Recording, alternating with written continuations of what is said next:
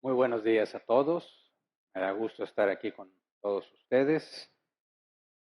Hoy hubo un alto a la lluvia, ¿verdad? Gracias a Dios, para lavar la ropa. El clima está muy agradable.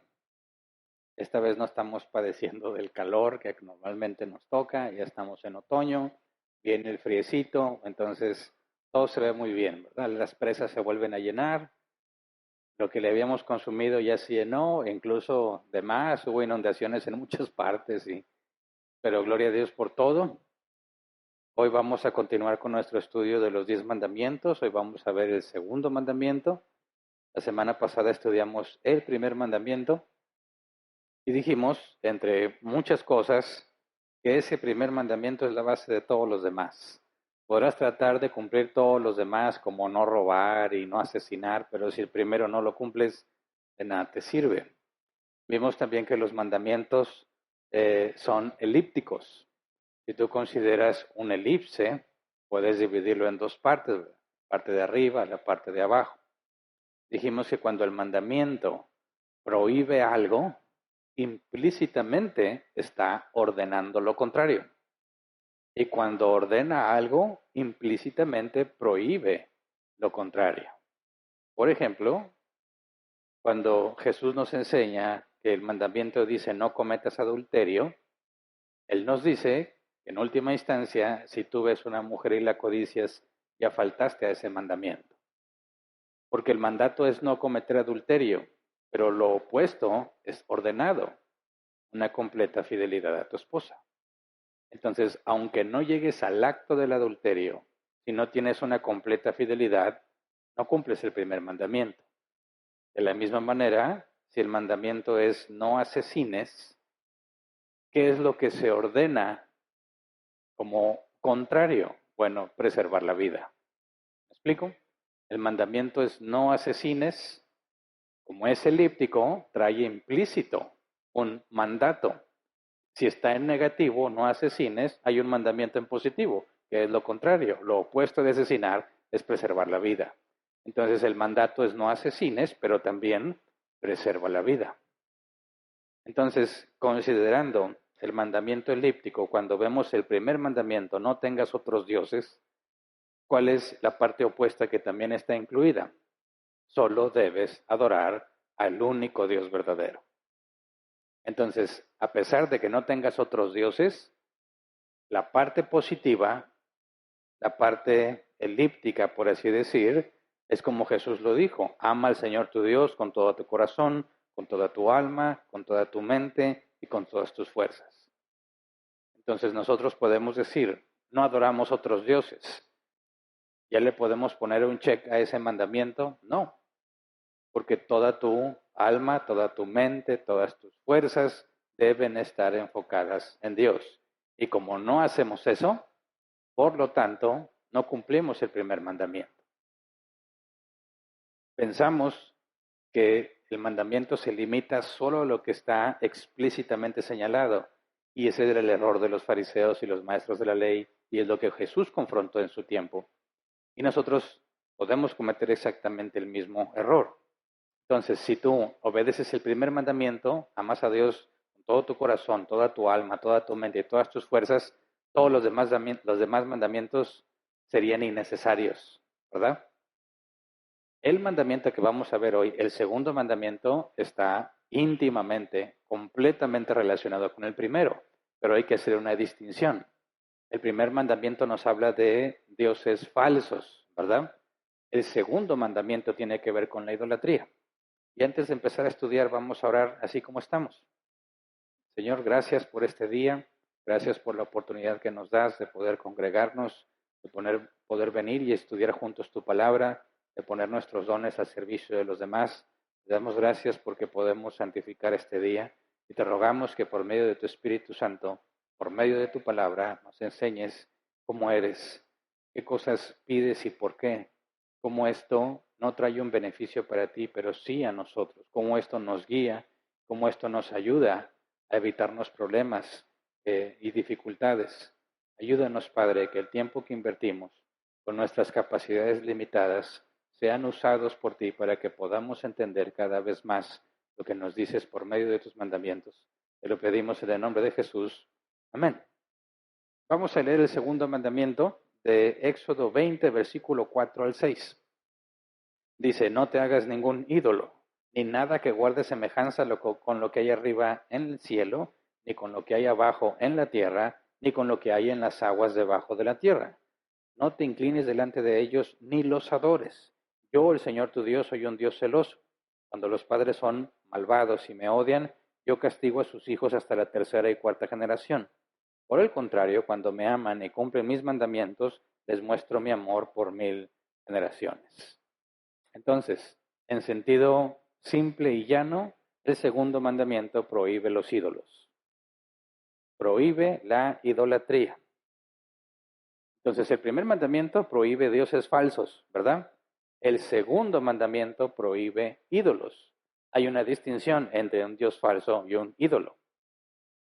Según el hebreo, la palabra ídolo aquí se traduce como ídolo o imagen. Proviene de otra palabra que se traduce como tallado, tallar para dar forma. Entonces tiene que ver con algo con forma, ¿verdad? La Real Academia Española nos da dos definiciones de la palabra ídolo. Primera definición, imagen de una deidad, objeto de culto. Imagen de una especie de dios falso, ¿verdad? O persona o cosa amada o admirada con exaltación. Y esta segunda definición no incluye imágenes. Persona o cosa amada o admirada con exaltación. Entonces, por un lado la definición tiene que ver con un objeto con forma, por otro lado tiene que ver con una admiración excesiva, ¿verdad? O un amor excesivo. Según la RAE, la palabra idolatría, no ídolo, sino idolatría, se define como adoración que se da a los ídolos. Y también como amor o admiración excesivos y exaltados a alguien o algo. Entonces, cuando hablamos de la idolatría y de un ídolo, primero vamos al contexto cultural, qué era para ellos un ídolo, y luego vamos a la aplicación actual partiendo de las definiciones formales de lo que es un ídolo. Porque cuando vemos la palabra idolatría en nuestro contexto y vas a la etimología de dónde se origina esta palabra, son dos palabras en una. Idolatría es eidon, del griego, que se traduce como imagen o figura, y latris, que significa devoción o adoración. Entonces, considerando las definiciones en términos simples, un ídolo es aquello, y me estoy adelantando mucho en lo que vamos a ver, pero les doy la definición concentrada. Un ídolo es todo aquello que toma el lugar que le corresponde a Dios en tu vida. Se hace objeto, persona, algo intangible, aunque sea inmaterial, algo que no es personal, como un dinero, como bienes materiales, etc. Un ídolo es todo aquello que toma el lugar que le corresponde a Dios en tu vida.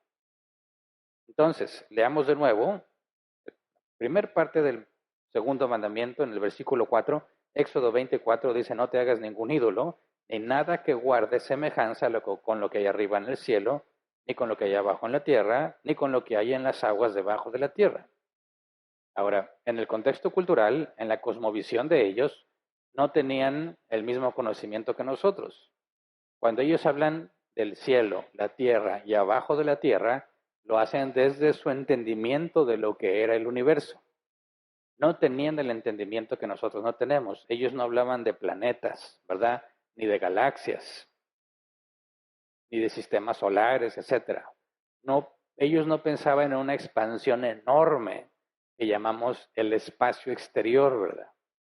Para ellos consistía en algo mucho más simple. Cuando ellos hablan del cielo, ellos hablaban literalmente de una cúpula por encima de la tierra. Cuando ellos hablaban del cielo, literalmente se imaginaban una especie de barrera o material que separaba las cosas arriba del firmamento. La palabra firmamento viene de que algo firme sobre el cielo. Hacían distinción entre lo que está arriba del firmamento y lo que está abajo del firmamento. Para ellos, el sol, las estrellas, la luna, las nubes estaban por abajo del firmamento. E incluso se imaginaban que era una especie de incrustación en esa cúpula y que se podían mover. Arriba del firmamento estaba Dios y los seres espirituales. Entonces, cuando dice, no te hagas nada que guarde semejanza con lo que hay arriba en el cielo. Arriba en el cielo, en el firmamento, incluye la parte por arriba y la parte por abajo. Ni los seres espirituales, ni los astros, las estrellas, etcétera. Y luego dice, tampoco, ¿verdad? Ni con lo que hay abajo en la tierra. Y para ellos, pues es todo lo que el ser humano puede ver. Y cuando dice lo que hay en las aguas debajo de la tierra, si tú lees el Antiguo Testamento, se refiere al mar como un abismo. Algo que está por abajo de todas las cosas. Y también ahí abajo estaba el Seol, ¿verdad? Para ellos. Entonces, en su cosmovisión, todo lo que existe es lo que está arriba y abajo del firmamento, la tierra y abajo de la tierra donde hay agua. Cuando habla de los grandes monstruos del abismo, está hablando de animales acuáticos que viven en el mar. Entonces, para ellos, esto es todo, ¿verdad? Porque alguno podría decir, ¿qué tal si yo hago algo que está en Marte o en Júpiter? No está en el cielo, ni en la tierra, ni debajo de la tierra, está en un lugar muy diferente. No, en la cosmovisión de ellos, hablar de el firmamento incluye todo lo que hay ahí arriba, aunque no entiendan qué es. Entonces, cuando habla de semejanza, la palabra griega hebrea es forma, algo que se parece a otra cosa. Tenemos prohibido hacer imágenes que se parezcan a cualquier cosa que el ser humano pueda percibir en cualquier lugar en el que se presente. Y esto puede traer confusión. Por eso vamos a Jeremías 10, versículo 2 al 5, donde se nos describe el proceso de fabricación de un ídolo. Jeremías 10, 2 al 5 dice así, dice el Señor, no aprendan ustedes la conducta de las naciones, ni se asusten ante las señales del cielo, aunque las naciones les tengan miedo. Las costumbres de los pueblos no tienen valor alguno. Cortan un tronco en el bosque y un artífice lo labra con un cincel. Lo adornan con plata y oro y lo afirman con clavos y martillo para que no se tambalee. Sus ídolos no pueden hablar, parecen espantapájaros en un huerto de pepinos. Tienen que ser transportados porque no pueden caminar. No les tengan miedo, porque no les pueden hacer ningún mal, pero tampoco ningún bien. Entonces, un ídolo en aquel entonces tiene que ver con algo tallado, decorado, se le da forma de algo y depositan una especie de confianza en esa cosa. Ahora, quien venga del catolicismo romano, esto es muy familiar, ¿verdad? Sobre todo la parte de que tienes que transportarlos, porque ahí vienen las festividades, ¿verdad? La guadalupana y esas cosas. Y muchos lo que hacen es ponerle una especie de camilla, instrumento de transportación, ponen la figura y la llevan a distintas partes, porque no se puede mover sola. Y hay muchos videos en internet donde alguien falla, tropieza, se cae, se cae la figura, se le despega la cabeza, se le cae un brazo y la gente aterrada por lo que pasó. Fíjate, es una práctica muy, muy antigua. Dice Salmo 115, versículo 4 al 8. Pero sus ídolos son de plata y oro, producto de manos humanas. Tienen boca, pero no pueden hablar. Ojos, pero no pueden ver. Tienen oídos, pero no pueden oír. Nariz, pero no pueden oler. Tienen manos, pero no pueden palpar. Pies, pero no pueden andar. Ni un solo sonido emite su garganta. Semejantes a ellos son sus hacedores y todos los que confían en ellos. Entonces, eso es un ídolo en tiempos bíblicos del Antiguo Testamento. Y eso hace que muchos de nosotros digan, no, pues yo no tengo problema con ese mandamiento porque yo no hago eso, ¿verdad? Por eso la importancia de entender el mandamiento elíptico, ¿verdad? Pero preguntémonos primero esto. Cuando tú lees que no puedes hacer nada que guarde semejanza con lo que está arriba en el cielo, en la tierra o abajo de la tierra, algunos concluyen entonces que toda imagen está prohibida. De hecho, cuando leí Jeremías 10, que habla de que algunos cortan tronco y le dan forma y lo decoran con oro y plata y luego lo martillan con algo abajo para que no se caiga. Ahí vienen las fechas navideñas y van a empezar a ver cristianos que usan este versículo para decir que no puedes tener un pino de Navidad en tu casa. Este es uno de los versículos que ellos tratan de usar como fundamento para decir que no puedes tener un pino de Navidad. Y alguna vez me tocó hablar con alguien así. Le digo, oye, pero ahí no está hablando de un pino. Ah, no, pero fíjate, el pino es un tronco, ¿verdad? Parte de un árbol que se le tiene que cortar y darle forma. Y lo decoran no con oro y con plata, porque todos somos pobres, pero le ponen lucecitas, le ponen esferas que parece oro, parece plata, y le tienes que poner unas patas abajo para que no se tambalee, tal como dice. Digo, bueno, entiendo la analogía, pero yo no le pido cosas al pino. Oh, pino de Navidad, concédeme esto. Nada que ver, ¿verdad? Ahora, ¿qué tal una pintura o una estatua? Cualquiera que venga del contexto de católico romano va a decir, no, yo no quiero ninguna estatuilla ni ninguna figura en mi casa. Porque aquí, lo digo para los que son de otros países que nos siguen en línea, aquí es muy común en ciertos lugares de la ciudad ver que las familias tienen una figura de la Virgen de Guadalupe afuera de su casa. Algunos lo tienen totalmente afuera con veladoras para que cualquiera pueda pasar y persinarse o pedirle cosas. Algunos lo tienen dentro en su cochera, un lugar especial, un nicho con luz.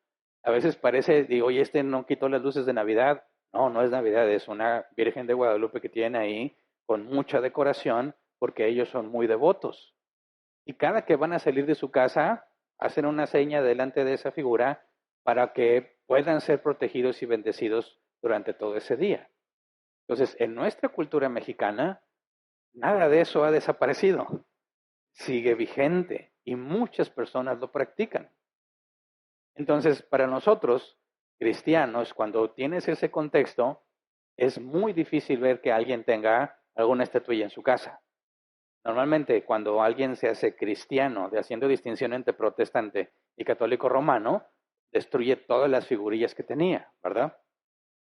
Que no todas son figuras de yeso, algunas son más elaboradas, algunos lo portan en el cuello, ¿verdad?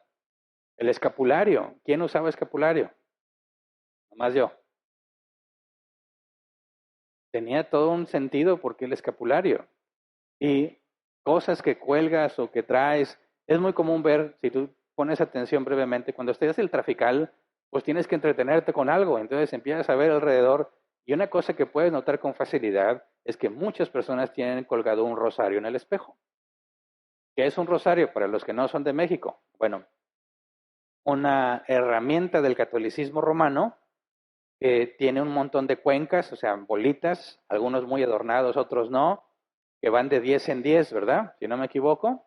Cada décima, la bolita es especial porque ese te ayuda a rezar, no sé cuántas son, 50 Aves Marías, no me acuerdo, o Padres Nuestros, ¿verdad? Y algunos dicen, bueno, este va aquí en el espejo para que me proteja. Como si a la hora de haber un accidente le dijera, no, espérate, trae un rosario, no dejes que choque. Entonces, nos puede parecer obsoleto lo que hacían antes, pero hay muchas cosas que siguen vigentes. Y van a decir, no más estés hablando de mis amigos católicos romanos, ahorita saco algunas de esas, pero cristianas, que también se comete el error de caer en este tipo de idolatría, aunque no tengas una estatuilla de algún material en tu casa. Entonces, podríamos decir, este mandamiento prohíbe toda imagen de cualquier cosa que se parezca a algo que haya en el cielo, en la tierra o debajo de la tierra. Algunos dicen, sí, está prohibido, pero vamos a Éxodo 25, versículos 17 al 19. Dios dando una instrucción, haz un propiciatorio de oro puro de 1 metro con 10 centímetros de largo por 70 centímetros de ancho, y también 2 querubines de oro labrado a martillo para los 2 extremos del propiciatorio. En cada uno de los extremos irá un querubín. Hazlos de modo que formen una sola pieza con el propiciatorio. Está hablando de la cubierta del arca del pacto. Y en la cubierta de oro puro tenía que haber 2 querubines, puestos de tal forma que formaran una sola pieza. Ahora, es Dios pidiendo que hagan imagen de algo que está en el cielo, un querubín. Oye, pero ¿cómo son los querubines? Imagínate que se le encargas, aviéntate 2 querubines que se vean, pero bien. Ok, pero ¿cómo son? Por eso hay un pequeño detalle. Dios le dice a Moisés, hazlo todo de acuerdo a lo que se te mostró en el monte. Dios le dio una visión a Moisés de todo el tabernáculo que está en el tercer cielo, e incluso describe Apocalipsis. Y Moisés tenía que hacer una réplica de lo que se le permitió ver. Entonces Moisés le tuvo que explicar a los que iban a trabajar en eso cómo es un querubín para que lo pudieran hacer. Aquí el asunto es, si hacer imagen está prohibido, ¿por qué Dios les manda que hagan imagen de 2 querubines? Por lo tanto, no podemos concluir que las imágenes están prohibidas, ¿verdad? No nada más estaban sobre el propiciatorio, también la cortina que dividía el lugar santo del lugar santísimo tenía figuras de querubines. Y el candelabro, allá en el templo, no en el tabernáculo, sino en el templo que construyó Salomón, estaba adornado de manzanitas y campanitas y muchas cosas. Era todo una obra de arte. Entonces, podemos concluir con toda certeza que este mandamiento no se refiere a la prohibición de imágenes, ni la prohibición del arte. Tiene que ser algo más. Y consideramos el versículo 5 en Éxodo 20, Éxodo 20, 5. No te postres delante de ellos ni los adores. Yo soy el Señor tu Dios, soy un Dios celoso. Esto, no te postres delante de ellos ni los adores, es lo que sigue inmediatamente después, que dice que no te hagas imagen ni semejanza. Entonces, no puedes sacar de contexto la prohibición de las imágenes. Tienes que unirlo a esto. No te postres delante de ellos ni los adores. El problema no es la imagen, sino lo que haces con la imagen. ¿Se entiende? Entonces, ¿qué tal si hacemos una imagen, pero de Dios, que represente a Dios? Ahí sí se puede. Dice, no hagas imagen de nada que está en el cielo, ni en la tierra, ni debajo de la tierra. Ok, pero ¿qué tal si hago una imagen de Dios? Una de las imágenes más famosas de Dios es la del fresco de Miguel Ángel que está en la Capilla Sixtina. ¿Cómo pone Miguel Ángel a Dios? Como un viejito musculoso super fit, que se esfuerza por tocar el dedo de Adán que ni ganas tiene, ¿verdad? Entonces la idea de Dios musculoso, aunque está muy viejito, se parece mucho al concepto de Zeus que tenían los griegos. Ahora, la Capilla Sixtina era un lugar donde se supone sucedían cosas muy importantes para la Iglesia Católica Romana. Y cuando ordenan que se haga esa pintura y ponen imagen de Dios ahí, estarían haciendo algo contrario al segundo mandamiento, ¿verdad? ¿O no? Pregunto. Están haciendo una imagen que representa algo divino y que representaría cierta adoración o respeto hacia esa imagen, entonces está prohibido. Porque si tú vas a iglesias, incluso protestantes, puedes encontrar figuras. Una cruz, por ejemplo. ¿Está prohibido que haya una cruz? ¿Qué pasaría si aquí en árbol plantado ponemos una cruz aquí enorme? ¿Estamos quebrantando el segundo mandamiento o no? ¿Podemos hacer una imagen de Dios o no? Entonces, ¿qué tal si no hacemos el fresco, no usamos el fresco de Miguel Ángel, sino ponemos una representación, una figura con aspecto de hombre crucificada en un madero? ¿Estás quebrantando el segundo mandamiento? ¿Qué hace la gente ante los crucifijos? Es más, ¿qué hacen los vampiros? ¿Qué le pasa a un vampiro si le enseñas un crucifijo? Se quema, ¿verdad? Quita el crucifijo. Algunos cristianos traen la Biblia. Y yo me acuerdo en mis tiempos, no sé si sigue vigente, Si tú no traías la Biblia física a todo lugar, te decían, hey varón, ¿por qué anda desarmado? No sé si les toca a ustedes. ¿Cómo? ¿Es ilegal portar armas? La palabra de Dios es espada. No debe salir sin su arma. Entonces imagínate, voy en el camión a la escuela con el arma. ¿Dónde tenía que traerla? Siempre, porque la guerra espiritual está en todas partes. ¿Qué pasa si no salías con la Biblia? Pues andas desprotegido, porque no traes la espada. Es lo mismo que el crucifijo, ¿verdad? Ahora, fíjate, cuando tú hablas con nuestros amigos católicos romanos, hay algunos que no entienden sobre ese tema y hay algunos que lo entienden perfectamente. Digo, ¿por qué hay un conflicto? ¿Qué hace el Papa Francisco, por ejemplo, ante un crucifijo o ante la imagen de la Virgen María? Se arrodilla y le da beso. Y dice la Escritura, no te postrarás ante ellas ni las adorarás. Es un mandamiento explícito. Pero cuando tú hablas con un amigo católico romano, muchos te dicen, no, pero no estamos adorando.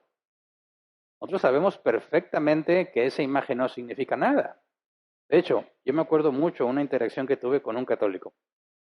Trató de evangelizarme, no sabía que yo era cristiano. Y dije, bueno, qué bien que trate de hablarle de Dios a la gente. Entonces yo fingí que no sabía nada. Y lo escuché.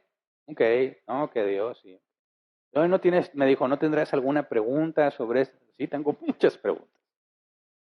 Por ejemplo, le dije, ¿no crees que los católicos romanos no deberían tener estatuas ni imágenes en sus iglesias? Precisamente porque te lleva a desobedecer el segundo mandamiento. Y él me dijo, mira, de ahí yo saco la explicación que normalmente doy cuando los católicos romanos tratan de defender este punto. Dice, no te confundas. Los católicos no adoramos a las imágenes, las respetamos, las veneramos. Y me dio un ejemplo, dijo, es lo mismo como si tú trajeras una foto de tu novia en la cartera. ¿Tienes novia? Pues sí. ¿Traes una foto de ella? Pues sí. Mira qué tal, ¿eh? Dijo, bueno, es lo mismo, entonces tú estás pecando de idolatría. ¿Por qué? Porque traes una imagen de tu novia. Me dice, tú no eres un idólatra. Digo, yo no, bueno, yo iba a decir, pues yo no le doy besos, pero pues a veces sí.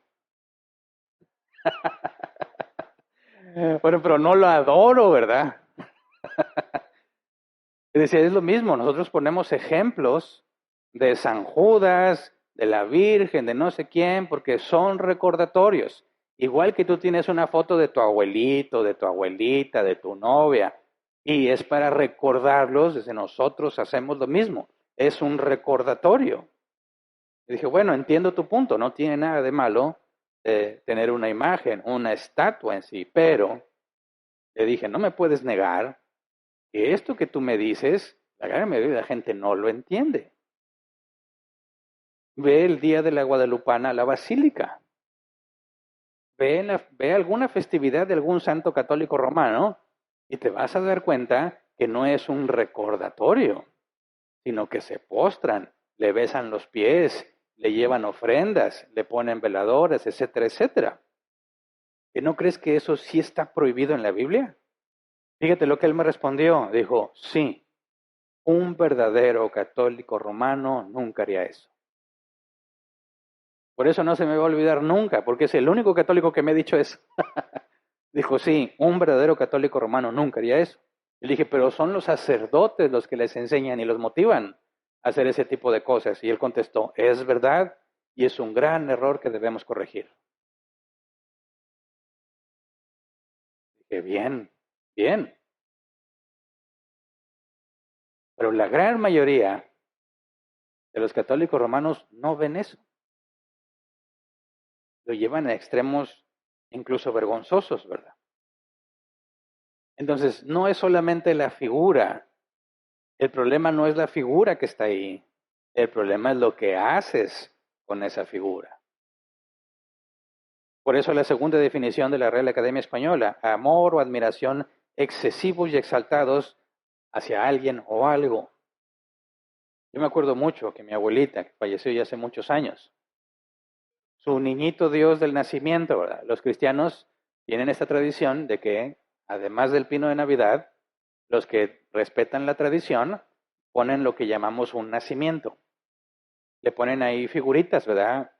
Una casita, un burrito, un caballito. Algunos le meten jirafas, no sé por qué. Jirafas. Le ponen ahí un bebecito que es el niño Dios, un hombre que representa a José, a María, a los pastores, la estrella de Belén, y algunos le meten mucho tiempo a eso, ¿verdad?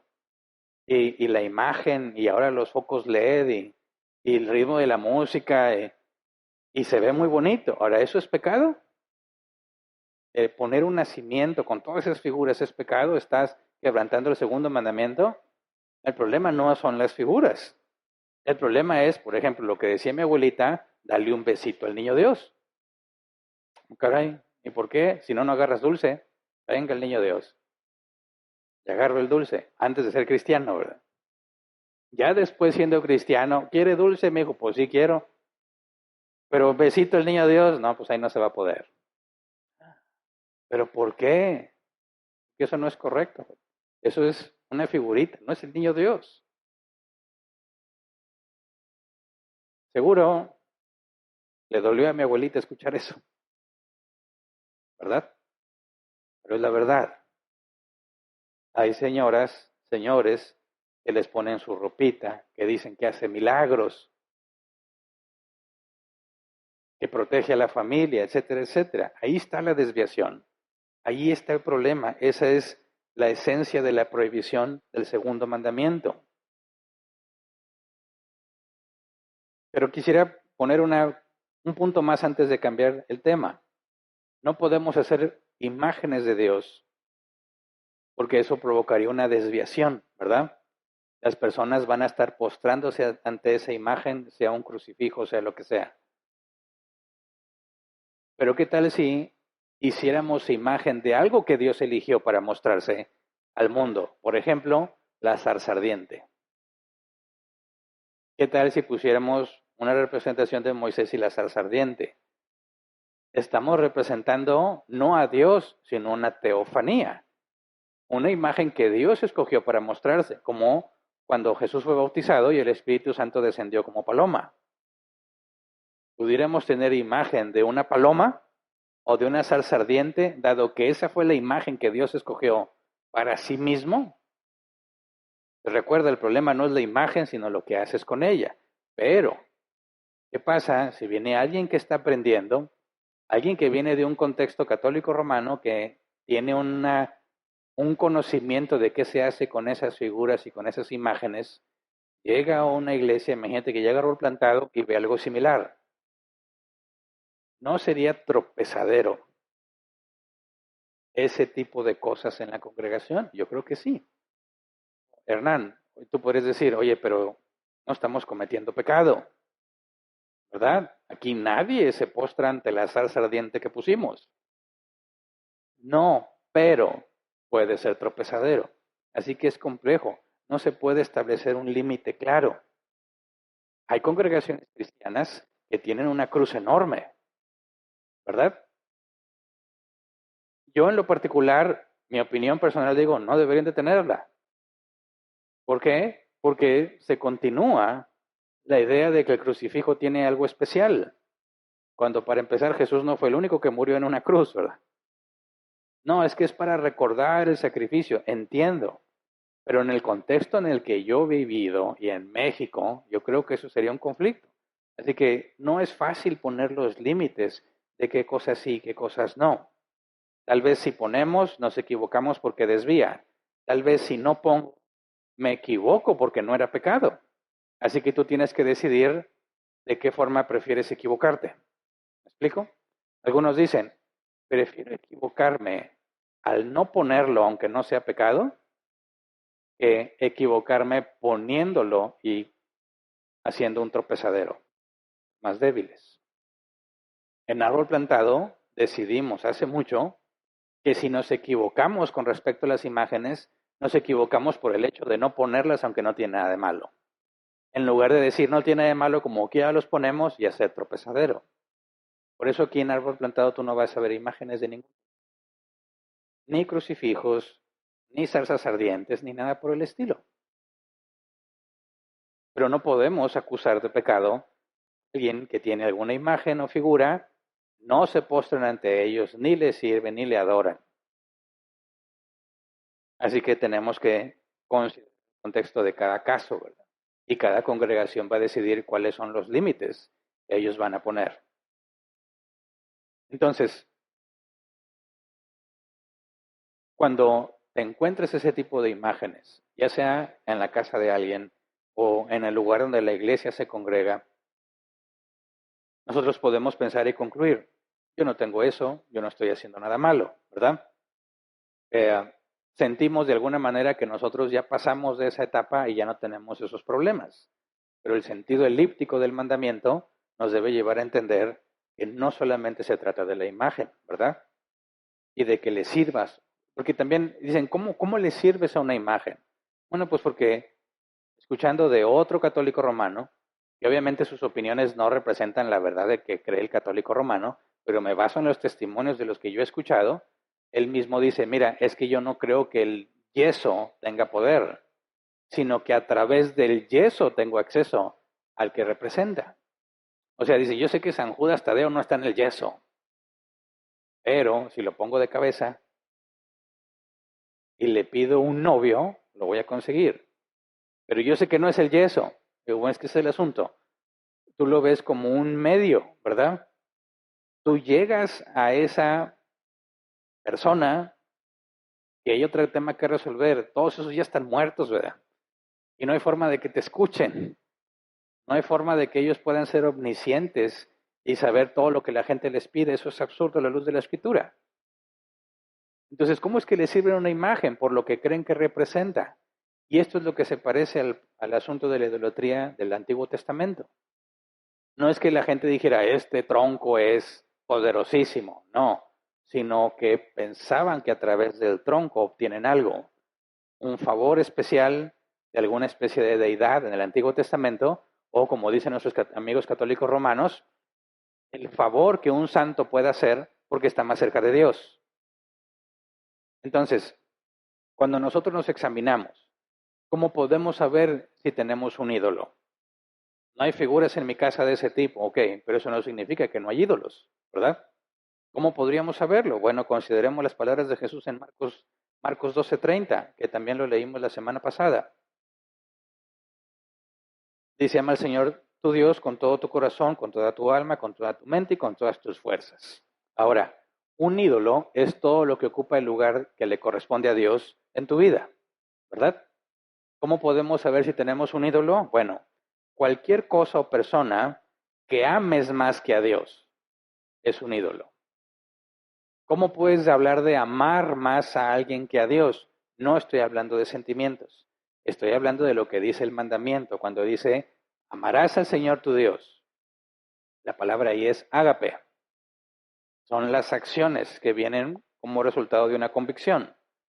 Tú muestras tu amor por medio de las acciones. Yo sé que en nuestra cultura casi todos piensan que el amor se comunica con palabras, ¿verdad? Y por eso engañan a muchas y a muchos, por lo que oyen, pero no es lo que dicen, sino lo que hacen. Entonces, cuando tú tienes la opción de hacer lo que Dios dice o hacer otra cosa, tú demuestras a quién amas más por lo que haces. ¿Me explico? Dios dice que hagas esto, pero yo quiero hacer esto. ¿Qué terminas haciendo? Lo que yo quiero. ¿A quién amas más? A ti mismo. No, pero pues si yo me aborrezco y hasta tengo problemas de autoestima, dicen algunos. No es que no hablo de emociones ni de sentimientos, sino de la palabra ágape, lo que decides hacer. Eso demuestra a quién amas más. ¿Me explico? Entonces, hay algo que prefieras hacer, alguien a quien prefieres ayudar o atender antes que a Dios, entonces ahí hay un ídolo. ¿Hay alguna persona, animal o objeto que enfoques tus sentimientos hacia eso más que a Dios. Por ejemplo, algunos perrijos, gatijos. ¿Qué me dices del deporte? ¿Ayer jugaban los Rayados?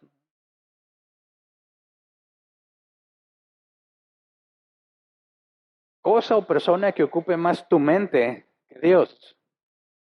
Es que este hijo mío me tiene siempre bien estresada y angustiada porque este muchacho hace esto y lo otro y es muy atrabancado y es muy necio y tu mente está constantemente pensando en ese individuo, ese hijo en particular, ese negocio que tú tienes, ese problema que estás enfrentando y en lugar de enfocarte en que hacer lo que Dios dice, aprender más de Dios, estás siempre pensando en eso. Ahí tienes un ídolo, ¿verdad? ¿En qué ocupas tus energías? ¿A qué le dedicas más tiempo? Y ahí tenemos mucho de qué preocuparnos, porque de las 24 horas del día, ¿cuántas las dedicas para hacer algo de Dios? Algo que implica un servicio a Dios.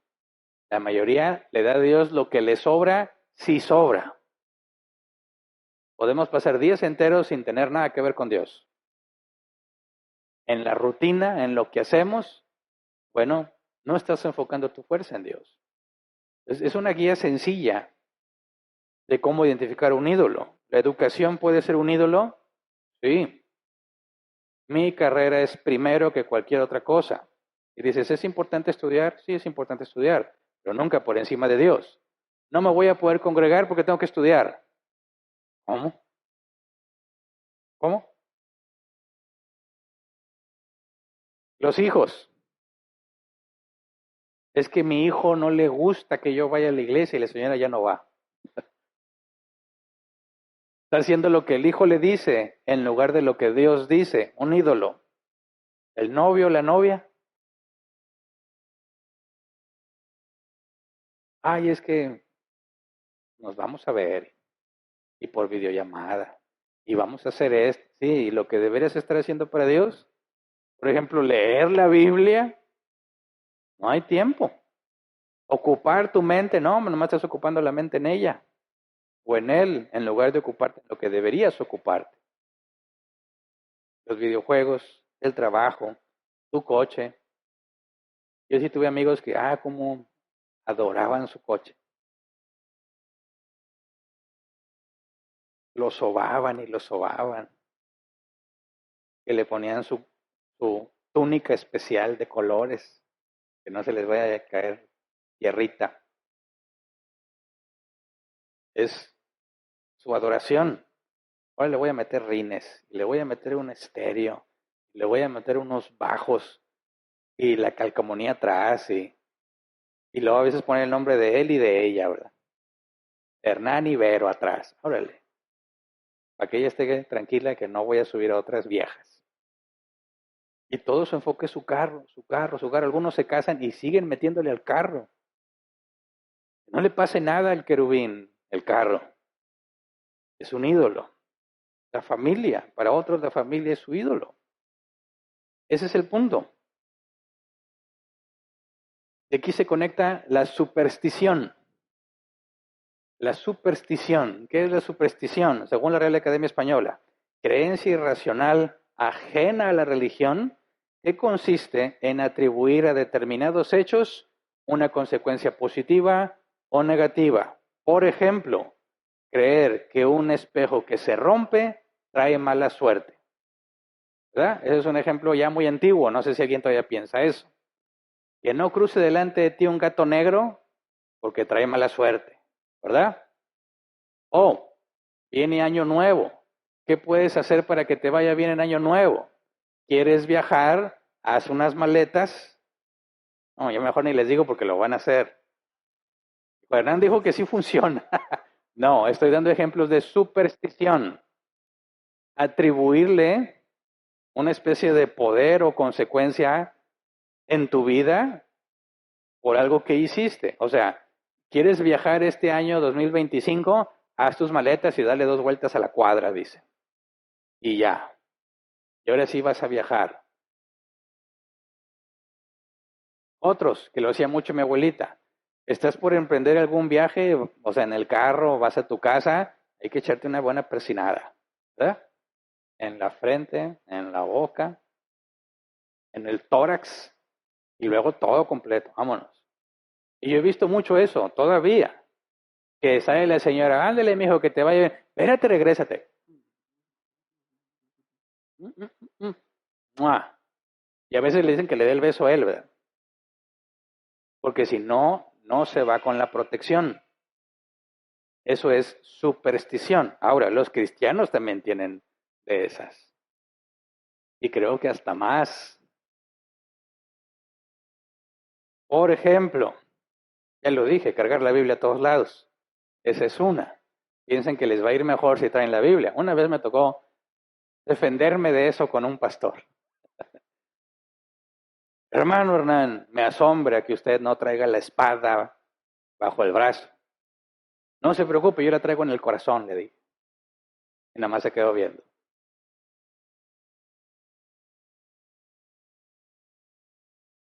Orar para que las cosas salgan bien.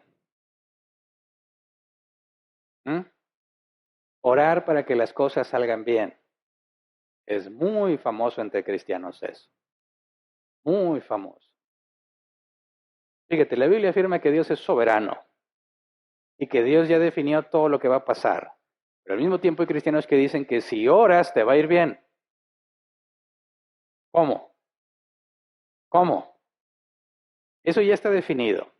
Y la Biblia afirma que habrá días buenos y días malos. Ores o no ores, habría días buenos y días malos. Entonces algunos cristianos dicen, me está yendo mal, se me hace que no estoy orando. Como si orar, de alguna forma, condicionara la soberanía de Dios. Es como si Satanás fuera a decirle a Dios, como con Pedro, Dios, vengo a pedirte, Hernán, para zarandearlo como trigo. Y yo dije, no se puede porque Hernán no deja de orar. Espérate que deje de orar y te aviso, para que lo agarres. Es absurdo, ¿verdad? Ore por mí, hermano. Ore por mí. ¿Y qué esperas que pase?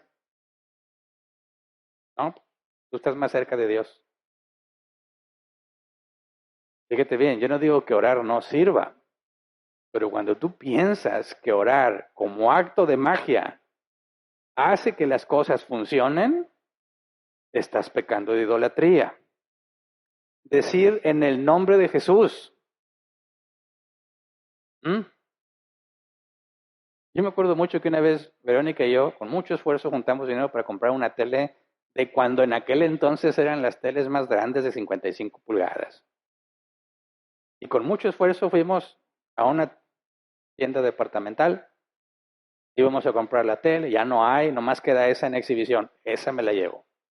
Ok, van a pasar la tarjeta y no pasa.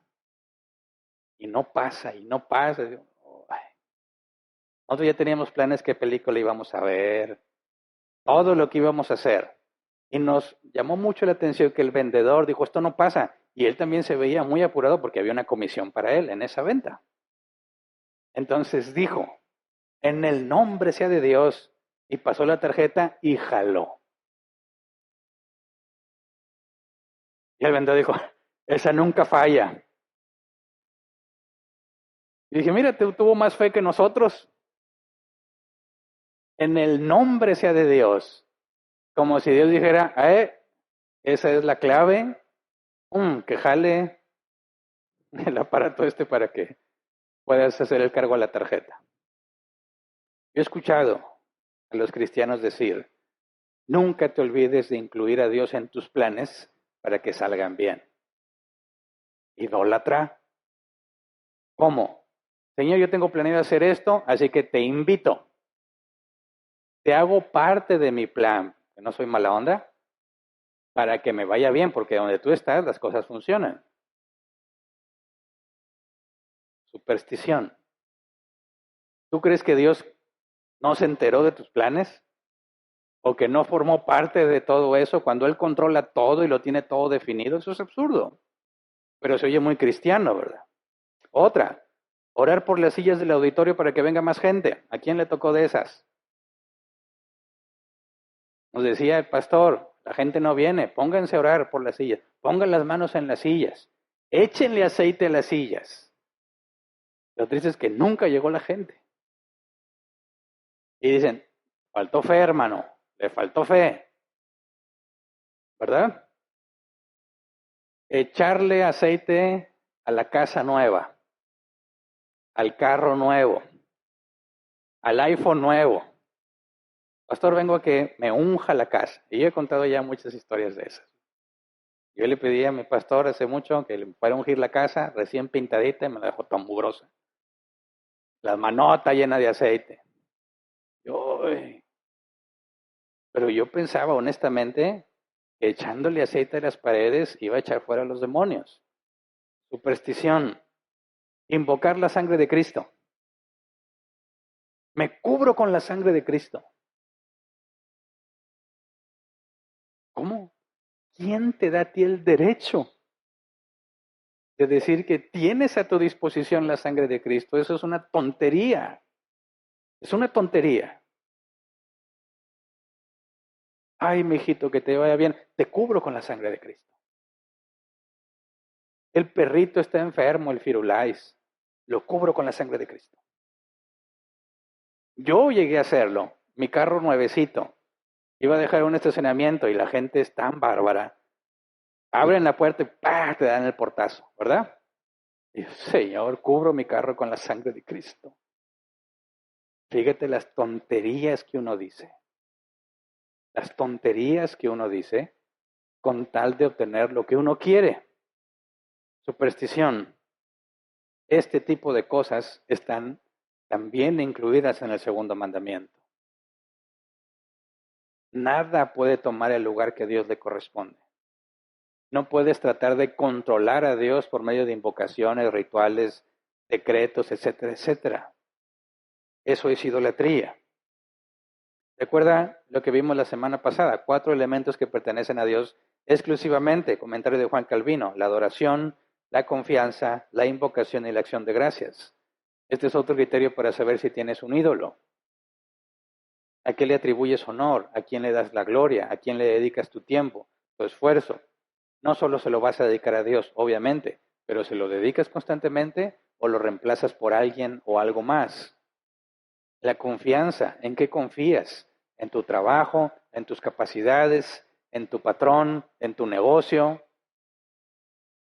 La invocación, ¿a quién llamas cuando buscas consuelo, cuando buscas ayuda? ¿A quién buscas? ¿A tu mamá? ¿A tu papá? ¿Al compadre? ¿Al pastor? A quien buscas primero es a Dios. Y la acción de gracias, ¿a quien agradeces cuando las cosas salen bien? Muchas veces ponemos el foco en la persona. Prácticamente cualquier cosa podemos convertirla en un ídolo. Por eso tenemos que cuidarnos mucho. Tenemos que asegurarnos de no permitir que algunos entre nosotros pongan la confianza en las cosas o en las personas en lugar de Dios. Y aquí hay que ser muy cuidadosos. Por eso, no buscamos hacer una distinción o elevación entre los cristianos, como si algunos fuesen más especiales que otros, ¿verdad?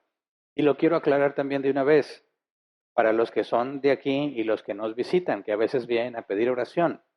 Muchos piensan, por costumbres que han visto o superstición, que cuando tú vas y pides consejo tienen que orar por ti. Ahí, te tienen que imponer manos y orar para que te vayas bien y bendecido. Bueno, ¿dónde dice la Biblia eso, verdad? Dice que llevemos las cargas los unos de los otros. Sí podemos orar por intercesión unos por otros. Pero si tú vienes buscando consejo, de una vez lo adelanto, y los que lo han vivido, es raro que yo diga, déjame orar por ti. Y es intencional. Yo cometí el error de pensar que si una persona específica oraba por mí, me iba a ir bien. Y una persona no tiene nada que ver. Entonces yo me aseguro que nadie piense que si yo oro por él le va a ir bien. A mí no me vas a ver imponiendo manos, oh Señor, yo te pido. No. Mi enfoque es, entiende lo que dice la palabra y hazlo. Eso es lo que necesitas. No me necesitas a mí. No necesitas que yo ore por ti. Necesitas hacer lo que Dios dice. Necesitas confiar en Dios. Necesitas buscar a Dios. Yo solamente puedo ser el medio para que entiendas lo que tienes que hacer y acudas a Dios, pero no esperes de mí actos mágicos. Actos mágicos. Yo te pido, yo ordeno, yo decreto, yo te bendigo. Yo te puedo desear lo mejor de la vida, que conozcas a Dios y le sirvas, pero en nada te va a beneficiar en que yo ore por ti para pedirle eso a Dios. Por eso también en árbol plantado no hay distinción, no hay un lugar especial para el pastor ni para los diáconos. No hay un estacionamiento especial para el pastor o para los diáconos. Todos somos iguales. Distintas responsabilidades, sí, pero todos iguales en valor. No queremos que nadie llegue aquí pensando en que hay una especie de ungidos especiales que son más milagrosos que otros o que son más efectivos en la oración que otros. No, a quien acudes es a Dios. Y Dios en su soberanía y en su sabiduría ha dispuesto medios, ¿verdad? ¿El pastor puede ser un medio? Sí. ¿Un diácono puede ser un medio? Sí. ¿Tu hermano en Cristo puede ser un medio? Sí. Cualquier hijo de Dios puede ser el medio. No unos son más medios que otros. Se trata de responsabilidad. Y que todos entendamos que la magia no es bíblica. Hay un proceso, hay aprendizaje, hay errores necesarios para poder hacer ajustes. No todo es un milagro de Dios. Es un proceso que Dios sigue y que tienes que entender y que tienes que avanzar. Entonces, hermanos, entre todos asegurémonos que nadie cometa el error de pensar que aquí hay becerros de oro que les pueden conceder cosas. Por último, veamos la parte final del mandamiento, Éxodo 25 al 6. Dice, no te inclines delante de ellos ni los adores, yo el Señor tu Dios soy un Dios celoso. Y esa parte de celoso ya lo vimos el domingo pasado. Pero luego dice, cuando los padres son malvados y me odian, yo castigo a sus hijos hasta la tercera y cuarta generación. Por el contrario, cuando me aman y cumplen mis mandamientos, les muestro mi amor por 1000 generaciones. Hay que aclarar este punto.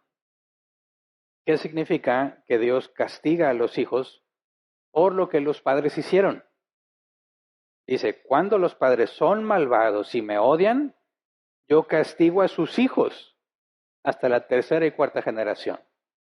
Algunos concluyen, yo estoy pagando cosas que hizo mi mamá, mi papá, mi abuelita. Pero si esa es la tercera y cuarta generación, es mamá, abuelo, bisabuelo y tatarabuelo. Cuando a mí me enseñaron esto, así como yo se los cuento, decía, no, pues estoy en el hoyo. Ninguno era cristiano hacia atrás. E hicieron cosas muy graves. Y ahora resulta que yo las tengo que pagar. ¿Dónde está la justicia en eso? De perdido me hubieran pedido consejo, ¿verdad? Si yo les dije, sí, hazlo, bueno, pues soy cómplice, pero yo no tuve nada que ver, ni siquiera existía. ¿Cómo es que yo voy a pagar por lo que mis padres, hasta la cuarta generación atrás, lo que mis tatarabuelos hicieron? Y algunos de aquí fundamentan la doctrina de las maldiciones generacionales. Y dicen, pues ni modo, así dice la Biblia, pero te tengo una buena noticia. Tú puedes romper con las maldiciones generacionales si haces esta oración. Y algunos más vivos dicen, y si ofrendas tal cantidad. ¿De cuánto estamos hablando? Porque sí tengo 4 generaciones atrás muy pesadas. A ver, cuéntame. No, pues tú sí necesitas mucha ofrenda. ¿Y qué es lo que tengo que hacer? Tú nada más repite después de mí. Hoy tomo la autoridad. Y esto es real. Así me enseñaron. Hoy tomo la autoridad en el nombre de Jesús y decreto toda maldición inválida. Que se pudre el yugo de mis ancestros. Pero dilo con fe. Yo estoy, sí, se pudre. A mí no me pidieron ofrenda. A otros sí se los pidieron. Y listo. Y yo dije, ay, qué diferente. Si hasta se siente uno mejor. Más ligero. Mentiroso. ¿Qué dice Ezequiel 18, 1 al 4? Ezequiel 18, 1 al 4. El Señor me dirigió la palabra. ¿A qué viene tanta repetición de este proverbio tan conocido en Israel? Los padres comieron uvas agrias y a los hijos se les destemplaron los dientes. Yo, el Señor Omnipotente, juro por mí mismo que jamás se volverá a repetir este proverbio en Israel. La persona que peque morirá. Sepan que todas las vidas me pertenecen, tanto la del Padre como la del Hijo. Versículos 19 y 20. Pero ustedes preguntan, ¿por qué no carga el Hijo con las culpas de su Padre? Porque el Hijo era justo y recto, pues obedeció mis decretos y los puso en práctica. Tal Hijo merece vivir. Todo el que peque merece la muerte, pero ningún hijo cargará con la culpa de su padre, ni ningún padre con la del hijo. Al justo se le pagará con justicia y al malvado se le pagará con maldad. Y eso demuestra que las maldiciones generacionales son una farsa. No existen. Entonces, ¿cómo interpretamos lo que claramente dice el mandamiento? ¿Verdad? Dice claramente que Dios castigará a los hijos cuando los padres son malvados. Pero luego Dios dice en Ezequiel que no es así. El hijo no pagará por el pecado del padre, ni el padre por el pecado del hijo. Cada uno por su propio pecado. Entonces, ¿cómo lo entendemos? Hay que entenderlo con más detalle. Dice, regresando a Éxodo 20, cuando los padres son malvados y me odian, yo castigo a sus hijos hasta la tercera y cuarta generación. Leamos esa parte en la Reina Valera 60. Porque yo soy Jehová tu Dios, fuerte, celoso, que visito la maldad de los padres sobre los hijos hasta la tercera y cuarta generación de los que me aborrecen. Y ya no aparece la palabra castigo, ¿verdad? La palabra que se nos traduce es visito. El hebreo se traduce como atender, visitar, reunir, nombrar. El original no habla de castigo. Atender, visitar, reunir, nombrar. ¿Qué es la maldad? Visito la maldad. Maldad es iniquidad, culpa, castigo por iniquidad. Esta palabra entonces, visitar la maldad, tiene que ver sí con el comportamiento de los padres, pero no con un castigo hacia los hijos. Es un señalamiento. Es decir, esto está mal. Ahora, cuando pensamos en una consecuencia que Dios trae a los hijos, cuando el padre es desobediente a las cosas de Dios, no se sujeta a lo que Dios dice, aunque no queramos, los hijos aprenden comportamientos de sus padres, para bien o para mal. Por eso, tú puedes ver que en una familia con problemas de alcoholismo, lo general es que los hijos tienen el mismo problema. Una familia con violencia, donde el padre golpeaba a la madre, los hijos lo repiten. No es una regla universal porque no siempre pasa. Pero tú puedes ver patrones que dicen algunos, ahí está la demostración de la maldición generacional. No, ya demostramos por medio de Ezequiel 18 que las maldiciones generacionales no existen. Lo que sí podemos reconocer es la consecuencia de nuestras acciones en nuestros hijos. ¿Me explico?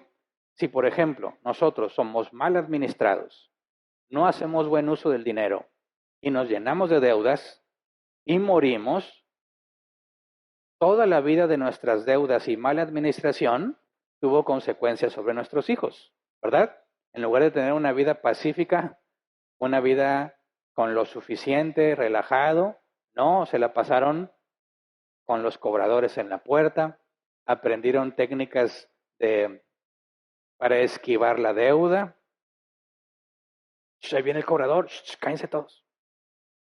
Nadie se mueve. Ding dong. No voy a decir marcas, pero cobrador, ya sé que estás ahí. Hay una ventana abierta, pecho tierra. Era cuestión de aguantar hasta que el cobrador se cansara y se fuera. Fíjate si ya se fue. Ya se fue. Volví a la normalidad todo.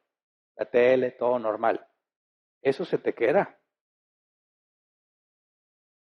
Y luego tienes que luchar con eso. Oye, debes y te dan ganas de esconderte.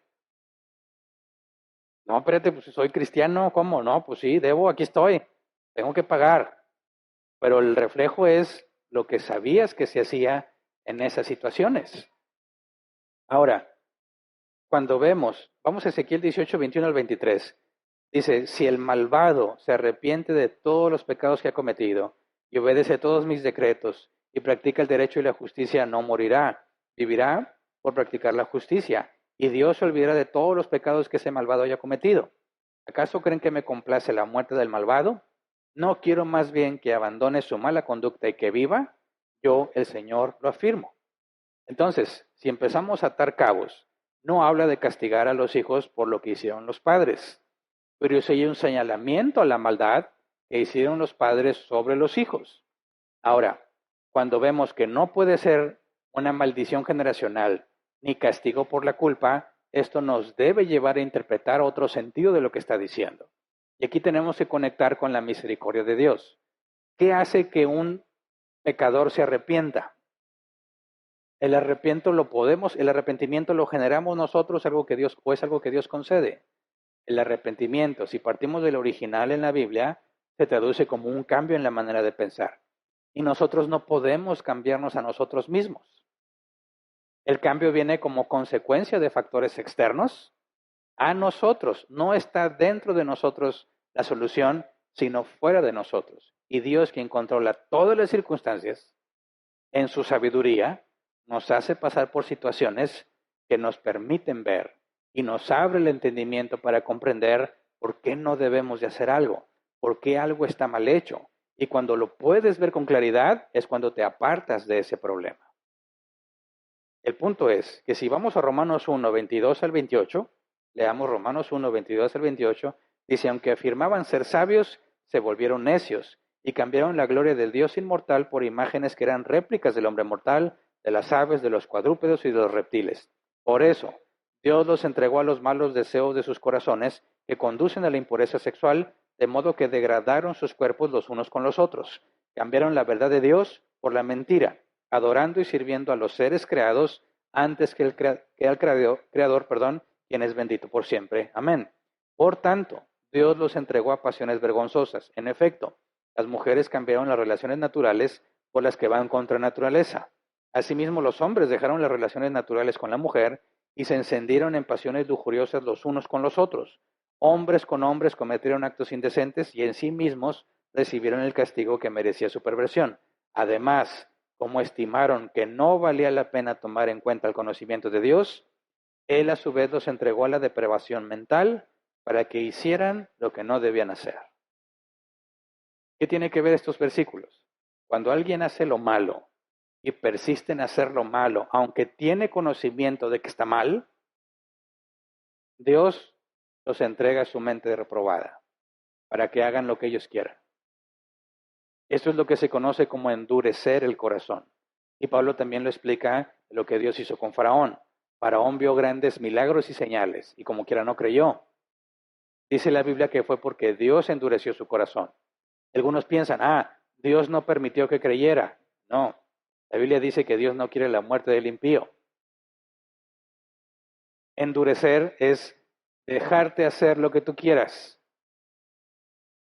Eso es lo peor que le puede pasar a una persona.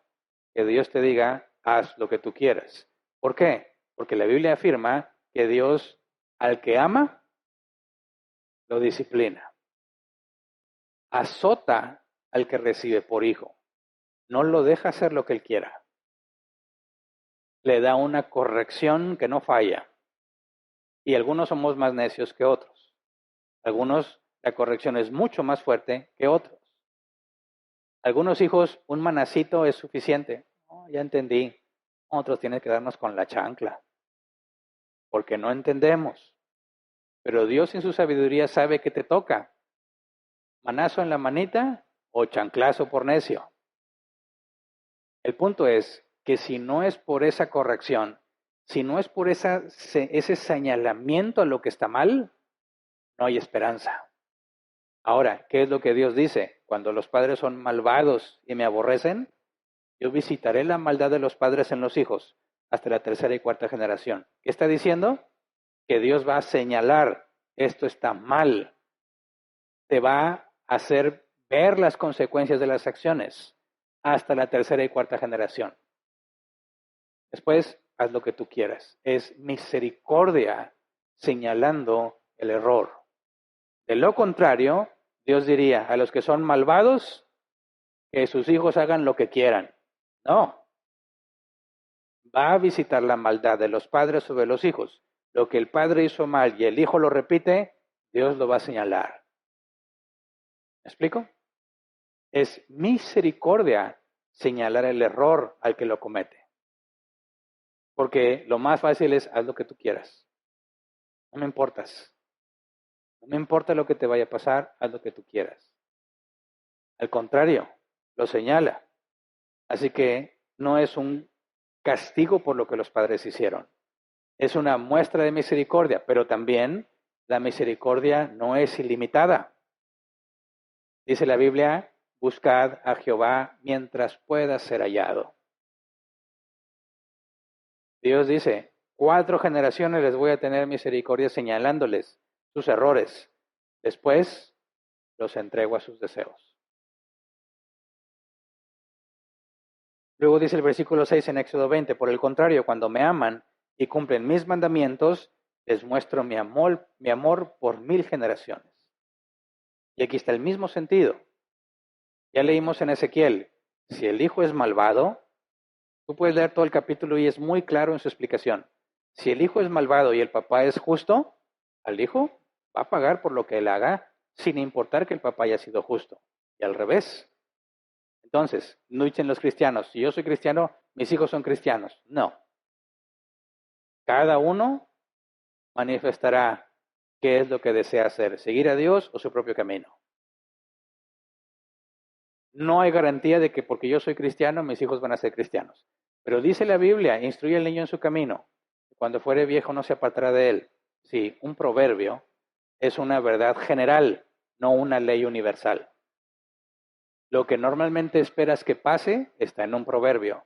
Los diligentes estarán delante de los reyes. ¿Sí? Por lo general, si eres muy bueno en lo que haces, te va a ir muy bien, vas a tener un excelente trabajo. Pero luego lees Eclesiastés y dice que a todos les pasa días buenos y días malos. Y aún el justo puede faltarle el pan. ¿Es una contradicción? No, porque un proverbio no es una ley universal. Es una verdad generalizada. No siempre se cumple. Entonces, mis hijos pueden disfrutar de las cosas buenas que yo hice, claro, aunque a ellos no les importe. Aunque mis hijos dijeran, yo soy ateo, como quiera van a disfrutar de las cosas que yo hago bien. ¿Me explico? Si yo amé a su madre y la honré y traté de llevar una vida feliz, ellos lo disfrutan, aunque no tenga nada que ver con eso. Porque no van a estar en una familia disfuncional.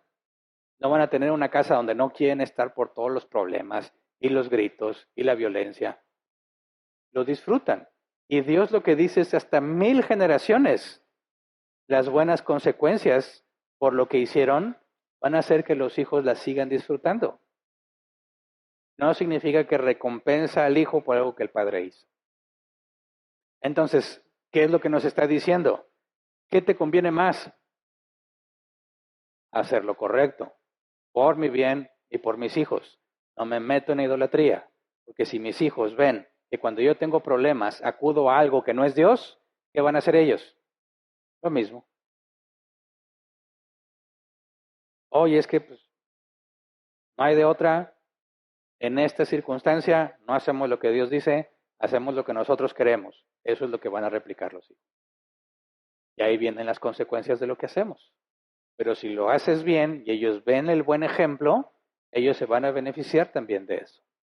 Entonces, cuando hablamos del segundo mandamiento, tenemos todos que examinarnos qué cosas tienes que le quitan el lugar que Dios debe tener. Y tenemos que tomar por los 3 usos principales de la ley moral como un espejo para restringir el mal y como guía a los creyentes. Como un espejo, yo creo que podemos estar todos de acuerdo con lo que dijo Juan Calvino con respecto a este mandamiento. Juan Calvino dijo, el hombre es por naturaleza una fábrica de ídolos. Una fábrica de ídolos. Cualquier cosa la convertimos en un ídolo porque le damos un lugar que solo le corresponde a Dios. Entonces es un espejo porque nos permite ver que sí tenemos muchas cosas que cuidar y que en lugar de acudir a Dios, acudimos a otras cosas. Restricción del mal. ¿Cómo evita el mal el segundo mandamiento? Vamos a 1 Corintios 10, 19 al 21. Dice, ¿qué quiero decir con esta comparación? El sacrificio que los no judíos ofrecen a los ídolos sea algo o que el ídolo mismo sea algo. No, sino que cuando ellos ofrecen sacrificios lo hacen para los demonios, no para Dios. Y no quiero que ustedes entren en comunión con los demonios. No pueden beber de la copa del Señor y también de la copa de los demonios. No pueden participar en la mesa del Señor y también en la mesa de los demonios. ¿Qué dice el apóstol Pablo? Detrás de un demonio que hay, de un ídolo que hay, un demonio. Dicen, ¿por qué le pedí esta cosa al santo niño de quién sabe quién y se me cumplió? ¿Qué respuesta le das? Primero, ¿qué fue lo que pediste? Ay, pedí que esa vieja que me cae bien mal, le sucedió un accidente. Y me acaban de avisar que la atropellaron. Ok, ¿eso se lo concede Dios? No. ¿Qué hay detrás de un ídolo? Demonios. Pero algunos dicen, estaba mi hijo bien enfermo y se lo pedí al mismo santo niño de la trucha de quién sabe dónde. Y sanó.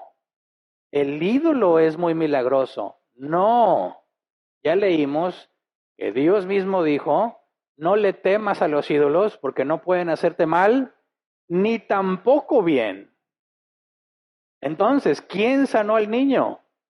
Dios, a pesar de tu idolatría. ¿Me explico? Dios en su enorme misericordia sanó a tu hijo a pesar de tu idolatría. El ídolo no hace ni para bien ni para mal. Sucedió algo contrario a lo que Dios ha establecido, es obra de demonios. Sucedió algo de acuerdo a lo que Dios puede hacer y solo Él puede hacer, entonces fue Dios a pesar de tu pecado. Porque en última instancia, a todos nos bendice a pesar de nuestros pecados, ¿sí o no? ¿O alguien de aquí se merece la bendición? Nadie. Entonces no nos asombremos. El santo niño está haciendo no sé qué milagros. No es ese santo niño. Es Dios que bendice al ser humano a pesar de su pecado, tal y como lo hace con nosotros. A pesar de nuestro pecado, Dios nos bendice. ¿Cómo se restringe la maldad en este mandamiento? No andes tras de los ídolos, que son demonios, que solo te hacen buscar tus propias concupiscencias, tus propios deseos malvados. La Santa Muerte y ese tipo de cosas. ¿Qué cosas le piden a la Santa Muerte? El segundo mandamiento restringe todas esas desviaciones y todas esas perversiones. Y por último, ¿cómo es una guía para los creyentes? Hay mucho que podemos aprender de aquí. Guía nos enseña la forma en la que debemos de cuidar nuestra mente y nuestros sentimientos. Para no sentir, para no concluir cosas atribuyéndole a algo que no es Dios lo que solo Dios puede hacer. Dios no obra por arte de magia. Y nosotros no podemos controlar a Dios. Ni porque dije en el nombre de Jesús, ni porque lo incluí en mis planes. Y debemos buscar siempre dirigir nuestros deseos y necesidades solo a Él. Esa es la manera en que nos ilustra el camino que debemos de seguir. Entonces, el primero y el segundo mandamiento están conectados. No tengas dioses falsos ni ídolos. En el sentido negativo. ¿Y cuál es el sentido positivo? Solo adoras a Dios. Solo acudes a Dios. Solo confías en Dios. Das gracias a Dios. Adoras solo al Señor. No hay ningún otro Dios más que un único verdadero Dios. Y a Él le debes todo. Ese es el sentido positivo. Tienes las dos partes, el elipsis. No hagas, pero haz esto. Y según Jesús, El primer gran mandamiento tiene que ver con estos dos. Ama al Señor tu Dios con toda tu alma, con toda tu mente, con todas tus fuerzas. Todavía no llegamos a los otros cuando Jesús los resume diciendo, y a tu prójimo como a ti mismo. Pero en cuanto a los mandamientos verticales, lo que tiene que ver entre Dios y el hombre, esta es la esencia fundamental. Y aquí deducimos, todo hombre es pecador, ¿verdad? Todo hombre es pecador. Pero gracias a Dios por su misericordia, que a algunos paga por su pecado y los perdona. A otros les va a hacer pagar por su propio pecado. Pero a ninguno le da injusticia. Ninguno paga algo que no haya hecho. Los que somos perdonados, se hizo el pago por medio de Cristo. Aquellos que no quieren saber de Dios, ellos mismos pagarán por sus propias obras. De manera que Dios es justo en todo momento. Con los que perdona, porque alguien pagó, y con los que no, porque ellos pagan. Pero nunca es injusto. Así que vamos a ponernos de pie y vamos a orar.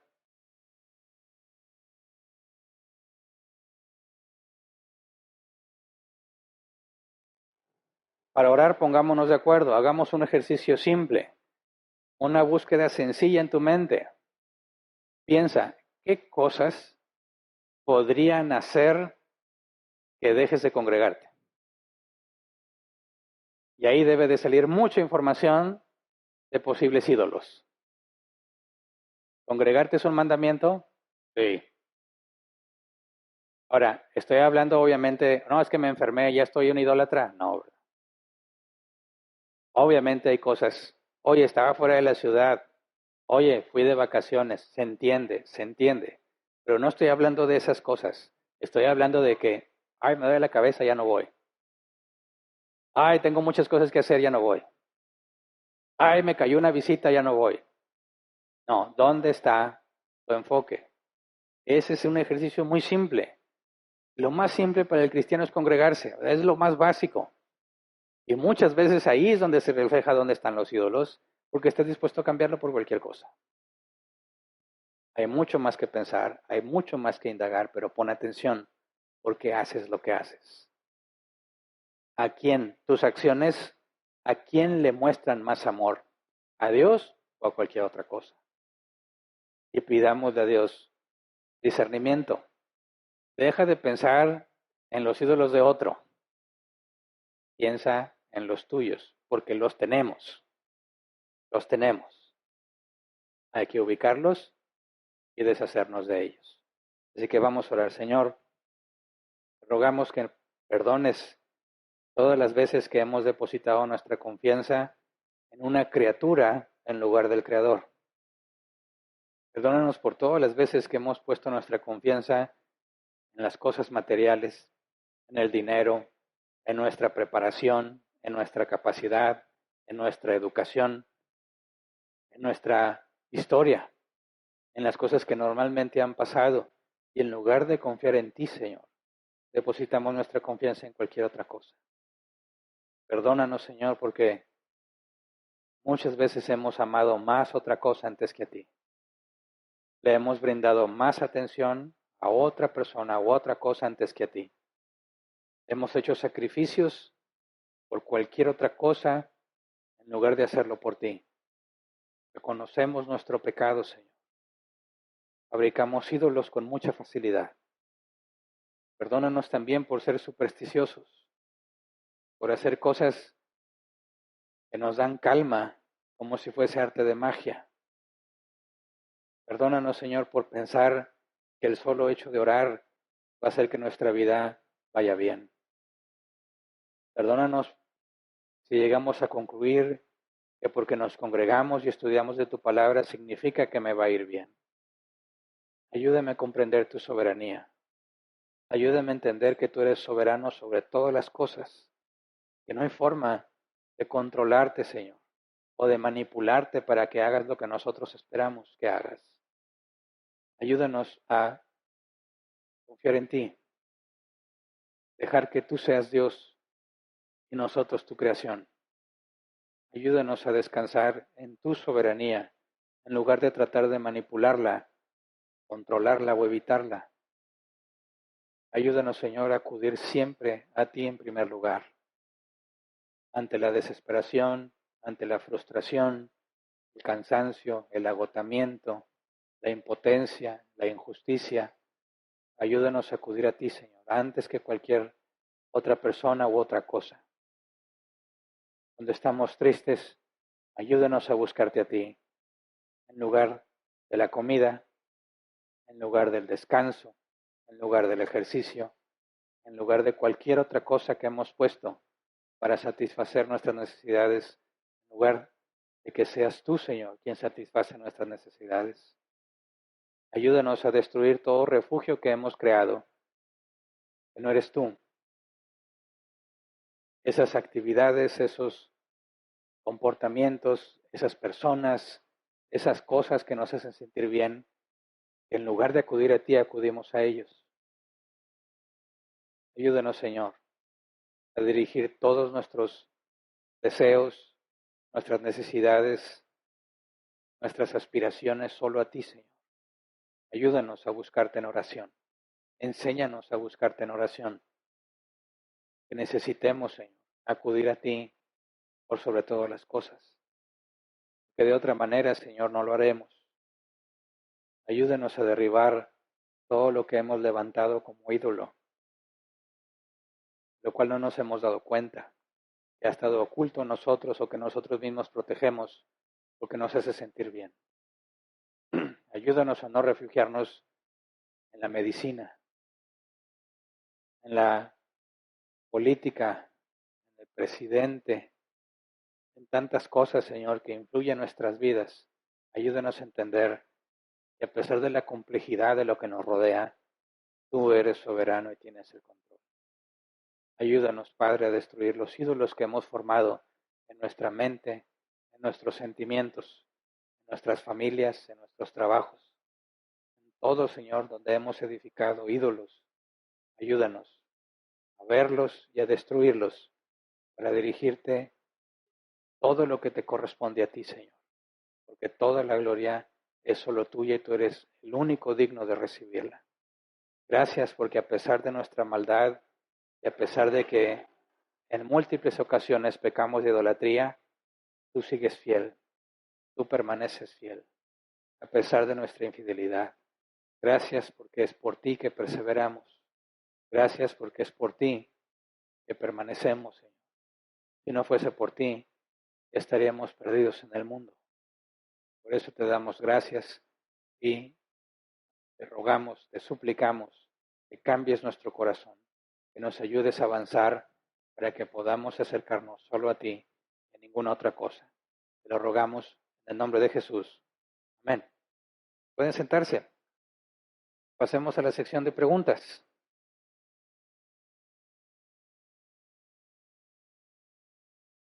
Bien, ya hay varias preguntas.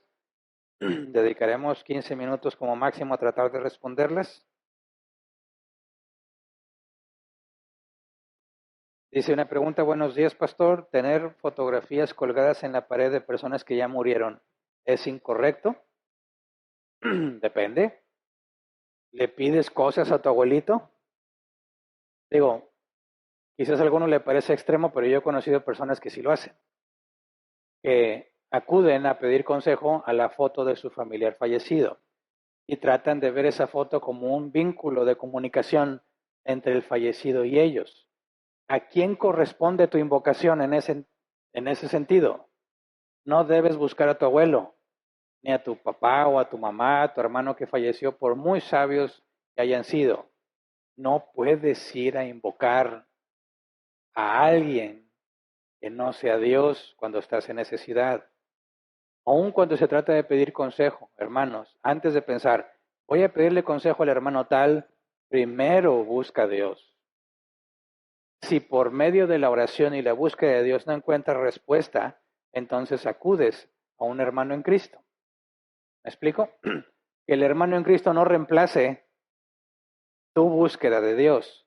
Entonces, si tú tienes fotos colgadas de personas que ya fallecieron, pero no usas esas fotos como un vínculo o alguna forma de conexión para obtener algo de tu familiar o para presentar algún tipo de agradecimiento, algo que corresponde a Dios, entonces no hay ningún problema que la tengas, ¿verdad?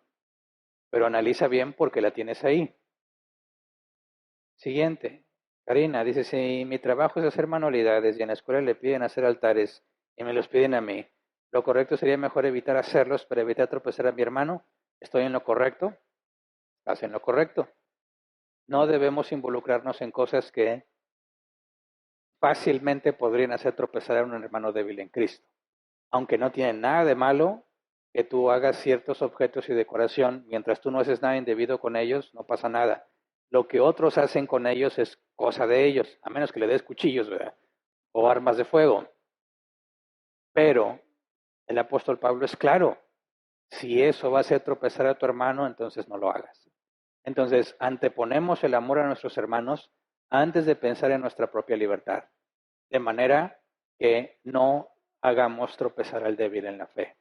Es un sacrificio que está ordenado, ¿verdad? No hagas tropezar a tu hermano implica que me tengo que sacrificar.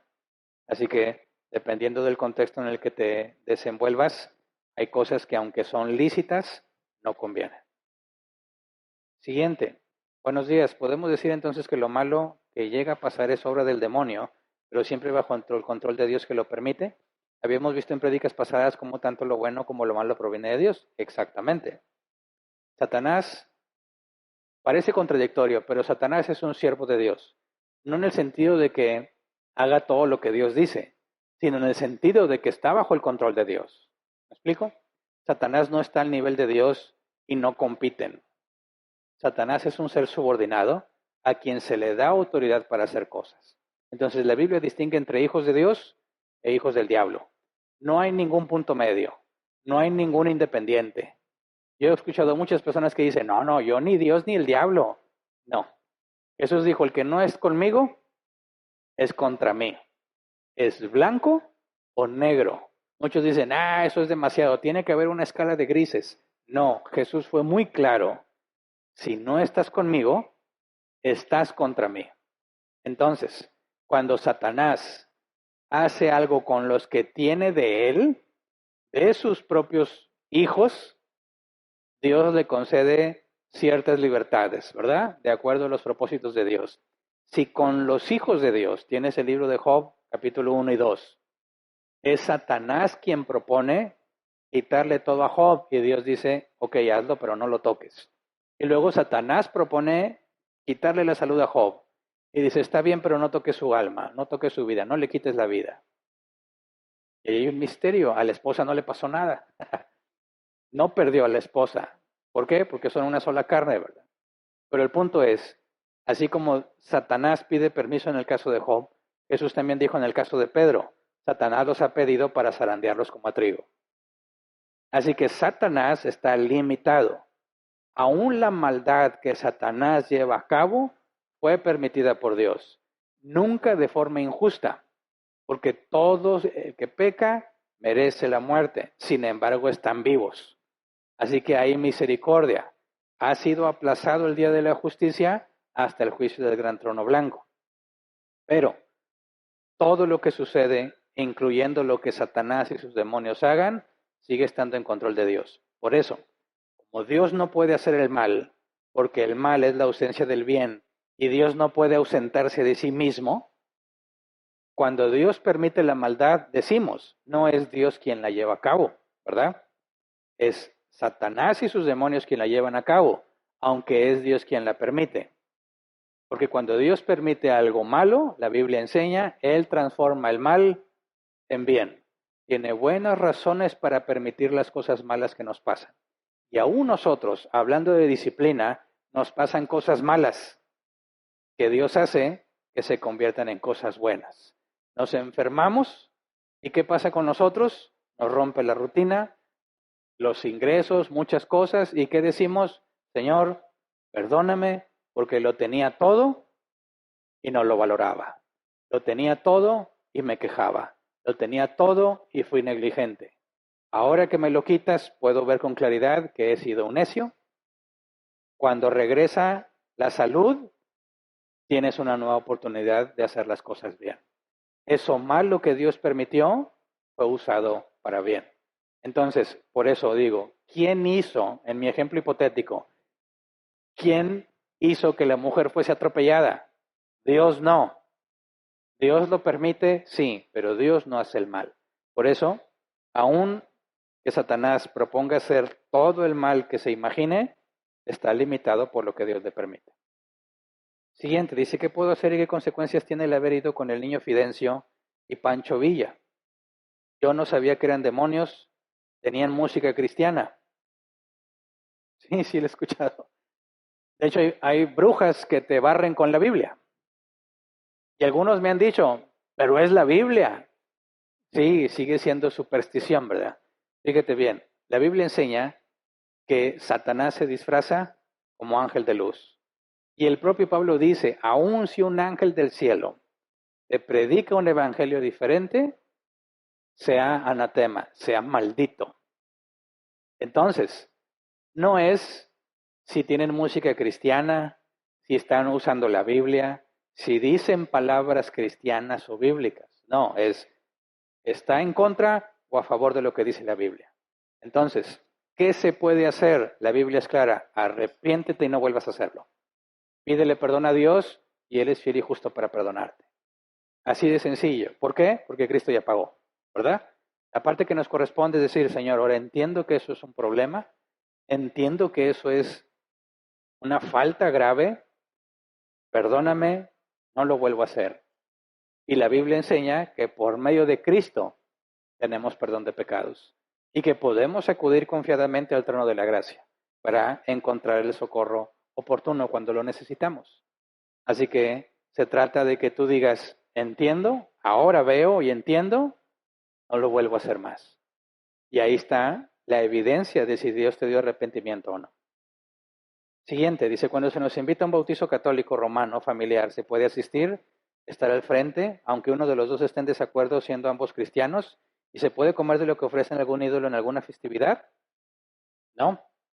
Mira, Pablo es claro, tú no puedes ir a un templo de ídolos y comer lo que ellos tienen ahí, porque estás teniendo, en cierta forma, comunión con los demonios. ¿Qué significa esto? Cualquiera que te vea en ese lugar va a tropezar. ¿Y qué relación hay entre lo que es de Dios con lo que es opuesto a Dios? Ahora puedes decir, oye, pero es una iglesia católica romana y están haciendo un bautismo de infantes. Bueno, el asunto es que en la doctrina de la iglesia católica romana, ellos hablan de una especie de salvación por medio del bautismo. Y eso es opuesto a la escritura. Y tú no puedes ir a un lugar donde se hace lo opuesto a la escritura y estar dando tu aprobación a lo que está sucediendo. Es inconsistente. Es como decir, bueno, me invitaron a una boda y es en una iglesia católica romana. Ok, el concepto de matrimonio en la iglesia católica romana es como la Biblia dice, pues sí, aunque el Papa Francisco está cambiando las cosas para los católicos romanos, ¿verdad? Que se pueden casar homosexuales y muchas cosas de ese tipo. Ahora, ¿un matrimonio homosexual podrías asistir? No, porque es contrario a la escritura. El hombre dejará a su padre y a su madre y se unirá a su mujer. Hombre, mujer. Monogamia, una sola carne. ¿Puedo ir a una boda múltiple porque ya se casan de a grupo? No, pero es una iglesia, no importa el lugar que sea, es opuesto a lo que Dios ha determinado. Entonces, el bautismo de infantes, según la Iglesia Católica Romana, es una doctrina opuesta a lo que enseña claramente la Escritura. Un cristiano no puede ir y dar su visto bueno y participar en algo que es contrario a la Escritura. ¿Me explico? ¿Se puede comer algo de lo que ofrecen a un ídolo en alguna festividad? El apóstol Pablo es claro, no. Oye, la Basílica de Guadalupe, siempre lo digo porque los elotes están bien sabrosos. ¿Puedo ir a echarme un elote a la Basílica el mero día de la Virgen de Guadalupe? Aunque yo no vaya con la guadalupana, Pablo dice, no vayas a esos lugares, no comas de lo que hay ahí, es inconsistente con lo que dice la Biblia. Pero ¿qué tal si por Rappi pido un elote que me lo traigan en la casa? Asunto arreglado. ¿Me explico? El problema no es que comas elote, sino en qué contexto lo estás haciendo. Eso es lo que hay que cuidar. Siguiente. Dice Lady Johanna, pastor, siempre he creído que orando para que las cosas salgan bien ayudaba. Entonces, ¿cómo debemos orar? Si no podemos pedir sanidad, por ejemplo. No, sí podemos pedir. Pero la oración no cambia las cosas. Es Dios quien hace las cosas. Por eso, cuando oramos, no pedimos conforme a nuestra voluntad. Jesús nos enseñó, Padre, si es posible, que pase de mí esta copa, pero no sea mi voluntad, sino la tuya. La lógica es simple. Dios ya tiene ordenado lo que va a pasar. Yo no. Yo quiero que pase algo, ¿verdad? Pero Dios es mucho más sabio que yo. Además de que ya está definido, es mucho más sabio que yo. Y la Escritura dice que todo obra para bien para aquellos que, conforme a su propósito, han sido llamados. Entonces, cuando yo oro y le digo a Dios, Señor, dame esto, yo tengo que acordarme, Dios es soberano y Él lo tiene definido. Cualquier cosa que va a pasar, Él la ha organizado para mi bien. Entonces yo sería un necio si trato de hacer a Dios cambiar de opinión. Número 1, no se puede. Número 2, no me conviene, porque Él es mucho, mucho más sabio que yo. Y Él sabe lo que realmente necesito. Entonces yo no oro para pedirle a Dios que cambie las cosas. Oro para pedirle que me enseñe a aceptar lo que Él tiene para mí. Entonces, mis deseos no los oculto. Señor, yo te ruego que si es tu voluntad, sanes a mi hijo. Esa es la forma correcta de orar. Si es tu voluntad, sana a mi hijo. Si no es tu voluntad, confío en que tú tienes un propósito en esa enfermedad. ¿Se entiende? El problema es cuando dicen, ya oré, todo va a estar bien. Y luego el niño no se enferma, no se sana, incluso muere y está la gente resentida con Dios. No, es que no entiendes la soberanía de Dios. Todos tenemos un día definido y un medio en el cual vamos a morir. Y por más que tú ores y supliques y ayunes y hagas lo que tú quieras, no puedes cambiar ese día ni el medio. Por eso descansamos en Dios. Oramos para decirle, Señor, tengo esta situación, tengo este deseo. Si es de acuerdo a lo que tú quieres, concédemelo. Entonces, ¿para qué se lo pides? Bueno, porque yo tengo comunión con Dios. Yo le quiero contar lo que yo deseo. Puede que lo que yo quiera, Él lo haya puesto en mi corazón. Y esa es la máxima felicidad. Cuando tú le dices, Señor, concédeme como hace 22 años, dice, Señor, me gusta mucho Verónica. Yo quisiera estar con ella toda la vida, pero no sea mi voluntad, sino la tuya. Le voy a pedir que sea mi novia. Y si esto es tuyo, que me diga que sí. Si no, que me diga que no y jamás la vuelvo a ver. Y me dijo que sí. Qué enorme felicidad cuando tú deseas algo que coincide con lo que Dios quiere. La oración no cambia las cosas porque oraste. Es Dios que tiene el control. Puede que por medio de tu oración Dios te haga ver cosas, te conceda cosas, sí, pero sigue siendo Dios, no la oración que hiciste ni cómo la hiciste. Dice en Génesis 32, Jacob pelea con Dios para que le diera su bendición. Se utiliza mucho este versículo para pedirle a Dios que cambie cosas. Entonces, ¿no está bien? No, no está bien. Dios es soberano y no lo puedes cambiar. Que Dios, por medio de esa lucha con Jacob, que es imposible que le haya ganado, ¿verdad? Que con un solo toque le dislocó la cadera, le hace ver que no es él, sino Dios obrando con él. Y bueno, ya no alcanzo a leer los demás, pero están relacionadas. Nuestros planes, la Escritura afirma, tenemos que decir siempre, si Dios quiere haremos esto, si Dios quiere haremos lo otro. Cuando tú dices, este es mi plan, y yo te invito, Dios, a que formes parte de mi plan para que se cumpla, es lo más absurdo que puedes hacer si tú afirmas creer en el Dios de la Biblia. El Dios de la Biblia es soberano, omnisciente y sabio. ¿Cómo se te ocurre que invitándolo a tus planes va a trabajar a tu favor? Es pura necedad. No, Señor, si esto que yo pretendo hacer no viene de ti, te lo ruego, te lo suplico, no me dejes hacerlo. ¿Por qué le ruego y le suplico eso? Porque la Biblia dice que me puede dejar hacer lo que yo quiera. Entonces, no, Señor, por favor, no me dejes hacer algo que no es lo que tú consideras mejor. Claro que hay cosas que Dios ha dicho que es lo mejor y como que ya no hacemos caso, ¿verdad? Lo mejor es que no codicies nada de tu prójimo y muchas veces lo codiciamos. Señor, mi súplica es, no me dejes hacer algo contrario a tu voluntad. A veces va a dejar que peque, como dejó que Pedro pecara, para enseñarme serias lecciones. Pero mi súplica siempre va a ser, no me dejes hacer algo que tú no quieres. Entonces, no involucramos a Dios en nuestros planes. Le pedimos, Señor, destruye mis planes si no te agradan a ti. Esa es la diferencia. Y bueno, quedaron más preguntas ahí, pero por tiempo no las alcanzo a responder. El punto es que si tenemos claro que es un ídolo, de ahí podemos desmenuzar y sacar muchas cosas problemáticas en nuestras vidas. Bien, ¿hay algún aviso en línea importante? ¿No? Ok, entonces despedimos la transmisión. A todos los que nos acompañan en línea, los esperamos también el próximo domingo para estudiar el tercer mandamiento. Gracias.